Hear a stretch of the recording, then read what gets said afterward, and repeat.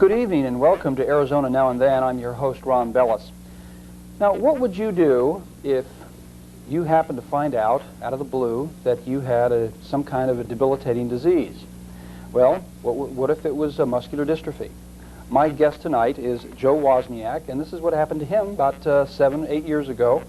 And obviously a bit of a surprise, but like most things in life, those people that are successful rise above their surroundings. And Joe is a great inspiration to a lot of people. We're going to be talking about his story. And Joe, welcome. Good to have you with us. It's always great to have somebody that that has maybe had a struggle in their life and they've said, hey, the heck with that, I'm going forward. And that's really exactly what this is. And we're going to get in a little bit about that aspect of it as far as being an inspiring individual to others. But first, let's find out a little bit about you and what took place and how you found out about this and what you've been doing. Okay, Ron. Well, Ron, back in early 80s, I started doing a little bit of running, and then about 1983, I found out I had high cholesterol. And my friend Dr. Art Mullen got me into running and eating right, and gee, in about a 6-month period, I found I was doing my first marathon in Honolulu in 1983. That was a good place to start. It was definitely, and I've gone back several times after that, and that was really quite an accomplishment to be able to train in 6 months to do a marathon. Well, then in early 1985, I went skiing and I wiped out the ligaments in my left knee. I had to have the ligaments reconstructed, and I really wasn't able to run for quite a while. So during 1980, it would have been 1984, was it? Or 85? You're right, 1984, 1984. I was diagnosed with muscular dystrophy. And at that time, I had been running a lot, and I noticed I wasn't improving very much. So it was just a natural curiosity of seeing other people who started after I did, starting to improve, and I wasn't really improving. So one day I was at my foot doctor, and I said to him, he says, you know, I noticed that my left leg isn't quite as strong as my right leg, and quite a few months back he had mentioned my left leg was shorter, and I said, you know, is that because it's shorter? And he looked at me and he looked at my legs, and he says, you know, he says, it may be, he says, but let's have the muscles checked first. So I went and I had a blood test and electromyocardiograms and biopsies done where they take some samples of my muscles, and found out that I had muscular dystrophy, a very rare form called FSH, and it doesn't really affect my heart and lungs, but my extremities. So fortunately I'm not going to really die of it, but it was really quite a surprise at age about 36 to find out that I had muscular dystrophy. How did you feel, other than being surprised, obviously? I mean, that, you know, I mean, especially when you think, gee, was muscular dystrophy, like you said, most people think, gee, that's such a debilitating disease, you could die from it at an early age. Yeah. But, I kind of noticed there were several stages that I went through. That first day, I had gone to it was a specialist who had diagnosed me, and on my way home I went to see Dr. Art Mullen, who's a friend of mine, just to tell him what happened. At that time he couldn't see me, but I noticed that I was kind of sad at that time about it, the whole thing. And you know, to be honest with you, I was very sad. I went home and thought about it a while, you know, and it wasn't too long after a while I realized that, hey, something was going to give. And my first initial reaction was that I went and talked to Dr. Art, and we said, you know, maybe this isn't really true. Maybe, because the first recommendation was that I shouldn't run. If my pattern of dystrophy follows the other, because there's 40 different kinds of dystrophy, if it follows the other patterns, then maybe I shouldn't run. And the two doctors recommended that I not do as much as I have. And at least Dr. Art says, you know, I'm not sure that that's right.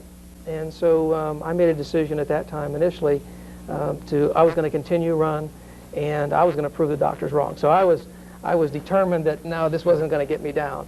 Well, so already, that was, you know, to start right there. I mean, that's a huge step forward, I would guess. You know, because to think that there'd be a lot of people. I'm not going to say most, but I'm sure there's a lot of people that would say, good grief, you know, why me, Lord, kind of a thing, you know, and woe is me and the whole bit, and sit and be a big sourpuss about it.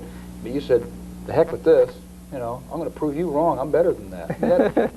That's a very positive step, as I see, right off the start. Well, it certainly got me going for a couple of years, okay? And I was very fortunate right after that period in time. I was taking some personal development seminars, and I realized that I could actually even take it a step further, and not necessarily to be self-righteous about it, but I actually could form partnerships with people. And at that point in time, I was able to go back to my doctors and say, hey, listen, what can we learn from this experience? And for me, that was much more, that's a happier way of being than to try and just, you know, try and prove people wrong all the time. Yeah. So that's how we got kind of started on this whole thing. Yeah. What, how did that affect, you know, you said for a couple of years this helped buoy you up. What were you doing during those 2 years? Are you running? Were you doing other things with Dr. Mullen? I know he's a big runner, big fan of that. Well, I was diagnosed in August of '84. In '85, I wiped out the ligaments in my left knee. So already you were skiing and stuff, so you weren't doing everything you were supposed to, right. Some doctors, right? I'm not sure that I'm going to go back downhill skiing again, but what was interesting was during that recovery from the surgery, I couldn't run, I couldn't bike, so I started going to the pool swimming. Now that was really, looking back, that was really kind of giggles, because I found myself, I couldn't even make it 25-yard pool without feeling I was going to halfway drown. And that was during the recovery period. About 8 weeks later, I found that I did my first the swim leg of a triathlon in Firebird Lake, which was a half-a-mile swim. So I was able to swim. I didn't do the bike or the run. I was part of a team at that time. So I started, that kind of got me hooked. At that time, I wasn't quite sure that I would ever be able to do the biking and the running and the swimming. So already, after a couple of years, you're already thinking of being a triathlete? Is that what you're saying? Well, that's what happened. It was like, okay, I was, you know, I couldn't run or bike at that time, so I started swimming, and a friend of mine said, well, why don't we be on this team? And I said, well, okay, all right, I'll do that. And so that's what happened. And so oh yeah, it just sounds natural to me. Yeah, but yeah. But I found some interesting things. It was quite interesting. So most people dread the swim leg of the triathlon, and what I found was that's the easiest leg. Because when I was being tested for muscular dystrophy, they had this machine where they were testing the strength of my arms. And they couldn't test my arm. My arms were so weak that they couldn't test me on the machine. It wouldn't register. Wouldn't register, but yet I could go and do a half-mile swim in open water. Okay, so that says that, hey, if Joe Wozniak could do it with muscles that are that weak, hey, anybody could. So what I found was it was just really a misconception about the swim. And well, and you start to think about it, was there's no hills on the swim, right? Yeah. A lot of resistance. It's not like wind. So that happened, I think, in June of '85. And by September of '85 is when I actually did my first triathlon in Firebird Lake and did all 3 legs. Okay, that was about 4 or 5 months later, and that's when I started my recovery. Where I couldn't quite run very fast, but I was just starting to get back. So you're saying about a year and a half after you were diagnosed? Just about a year. Just about a year and a month. Year and a month. After you were diagnosed having muscular dystrophy? Yes, I did my first triathlon. Then you did a triathlon? Yes. Well, again, I mean, that's obviously got to be very inspiring to a lot of people, not just those that may have a disease that can slow them down or potentially slow them down, but just to people in general. You mentioned teams. What was this about? How did this start? Well, it was, that was in 1985. By 1988, I was doing a seminar called High Performance, where you broke up into teams, and you created a project of interest of the team, of the group. And so it turned out this particular project we decided on, it was that I would do the Fountain Mountain long course triathlon, which is 1.2 mile swim in Swallow Lake, and then 56 miles in the hills of Fountain Hill, and then a 13-mile run up there in the hills. Sure, anybody with muscular dystrophy can do that, right? Anybody can do that, that's right. At least with my type, I think. Sure. But we didn't stop there. It wasn't about just doing the triathlon. We created a project where people pledged money all over the country to the Phoenix Youth at Risk program, So during that triathlon, and during that training period, that's what really inspired me, was that every training mile that I did, I trained in order to be able to finish, and the more miles that I did, the more money we would raise. And so we raised over $7,500 for the Phoenix Youth at Risk program. That's great. Back in 1988. Well, that's great. Obviously, as you're going to touch the lives of a lot of people in that kind of a race. I mean, there are a lot of athletes, a lot of people who get involved in any one of those sort of things, not just the triathlete, the triathlon itself, but as you're training and stuff. What are some of the people saying to you? I mean, there's got to be a situation where somebody who's, maybe they think they're a jock, whether they're male or female, and they go, what's going on here? This guy's beating me. He's going on a triathlon. That's a little unnerving, I think, as somebody that thinks that they're an athlete to start with.